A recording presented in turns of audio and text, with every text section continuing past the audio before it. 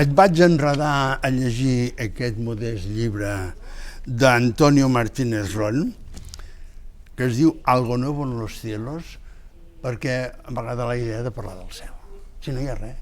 I més aquí dintre la llibreria, que no el veiem mai. Estem aquí tancats. He d'aclarir una cosa, no és el Sánchez Ron, és el Martínez Ron. Se ho posa, Martínez Ron. Sí, però jo vaig veure Ron i vaig pensar que el Sánchez Ron, no. A més em sembla que s'ha mort. Deu ser el seu oncle. No vull saber. El que sí que puc dir és que tu m'has obligat, i jo t'ho agraeixo, perquè és un llibre potser una mica massa per fer la lectura aquesta que fem nosaltres cada 2 setmanes. Són 600 pàgines d'informació que m'atabala, perquè és molta informació, moltes històries i tot sobre les aventures dels homes per arribar a descobrir què hi ha aquí dalt. Exacte. I t'haig de dir que la idea que me n'emporto, sintetitzant molt, és que en realitat fa tan poc que hem arribat al cel. Home, evidentment. Tan poc, Evidentment. Però al mateix temps ho he trobat meravellós que sempre hi hagi hagut bojos que han volgut volar i per això ho hem aconseguit.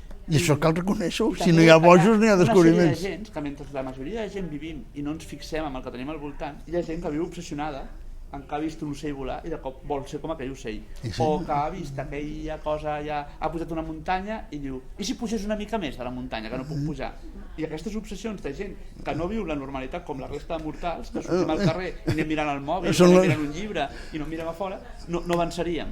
Sí. No volaríem, no podíem anar allò, diu, me'n vaig a Mallorca a veure la família. No. Sí. És molt interessant, explica moltes coses de com la gent va començar a pujar les muntanyes, a agafar dades, de com van començar els globus, de com van començar els avions, dels germans Wright, de tota la gent, dels que van inventar unes ales així, de més globus.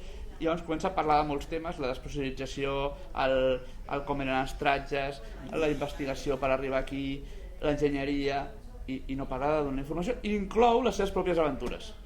Clar, això a mi em va fer riure molt. M'ho alleugereix, després de 3 pàgines de fórmules, llavors ve una aventura tonta i ho vaig trobar divertit. És un llibre que té moltes imatges, fa moltes referències, dona molta cultura, a vegades atabala perquè dona massa, però...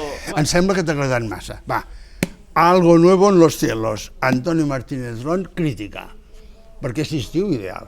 Sí, no tindrà prou estiu.